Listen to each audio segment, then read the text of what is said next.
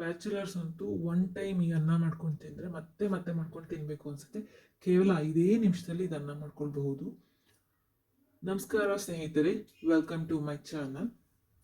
ಈ ಅನ್ನಕ್ಕೆ ಬೇಕಾಗಿರೋ ಪದಾರ್ಥಗಳು: ಬೆಳ್ಳುಳ್ಳಿ, ಜೀರಿಗೆ, ಖಾರದ ಪುಡಿ ಮತ್ತು ಉಪ್ಪು. ಮೊದಲು ನಾನು ಒಂದು ಕುಟಣಿ ತಗೊಂಡು ಅದಕ್ಕೆ 2 ಉಂಡೆ ಬೆಳ್ಳುಳ್ಳಿ ಹಾಕೊತಾ ಇದ್ದೇನೆ. 1/4 ಸ್ಪೂನಷ್ಟು ಜೀರಿಗೆ, 1/4 ಸ್ಪೂನು ಖಾರದ ಪುಡಿ, ರುಚಿಗೆ ತಕ್ಕಷ್ಟು ಉಪ್ಪು.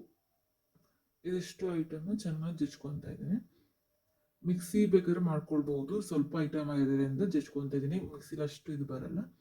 ತೀರಾ ನುಣ್ಣಗೆ ಪೇಸ್ಟ್ ಮಾಡ್ಕೊಳ್ಬೇಡ, ತೆರೆಯಾಗಿ ಪೇಸ್ಟ್ ಇದ್ರೆ ಸಾಕು. ಬೆಳ್ಳುಳ್ಳಿ ಬಾಯಿಗೆ ಸಿಗೋದ್ರಿಂದ ಫ್ಲೇವರ್ ನಮಗೆ ಚೆನ್ನಾಗಿ ಇನ್ನೂ ಸಿಗುತ್ತೆ. ಸೊ ಮೀಡಿಯಮ್ ಲೆವೆಲಲ್ಲಿ ಇಟ್ಕೊಬೋದು. ಖಾರದ ಪುಡಿ ಜಾಸ್ತಿ ಬೇಕು ಅಂದರೆ ಖಾರದ ಪುಡಿ ಜಾಸ್ತಿ ಹಾಕೊಬೋದು. ಈ ಥರ ತೆರೆಯಾಗಿ ಬಂದರೆ ಸಾಕು.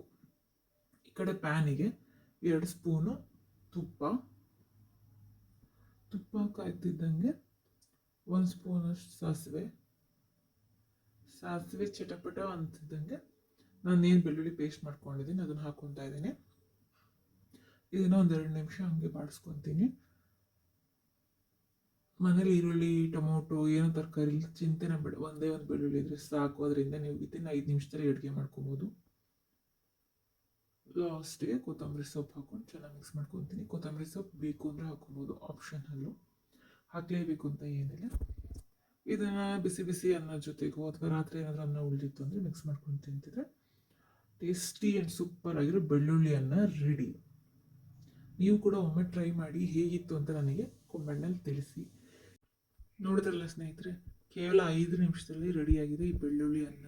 ಯಾವುದೇ ರೀತಿ ಚಿಂತೆ ಬೇಡ. ಏನಪ್ಪ ಮಾಡೋದು, ಮನೇಲಿ ಯಾವುದೇ ತರಕಾರಿ ಇಲ್ಲ ಅಥವಾ ಆಫೀಸಿಗೆ ಲೇಟ್ ಆಗಿದೆ ಅಂತ ಇದ್ದಾಗ ಬರೀ 5 ನಿಮಿಷದಲ್ಲಿ ಇದು ಮಾಡ್ಕೊಂಡು ತಿನ್ನಿ. ಹೇಗಿತ್ತು ಅಂತ ನನಗೂ ಕೂಡ ತಿಳಿಸಿ. ಈ ವಿಡಿಯೋ ಇಷ್ಟ ಇದ್ದಲ್ಲಿ like, share and subscribe to my channel.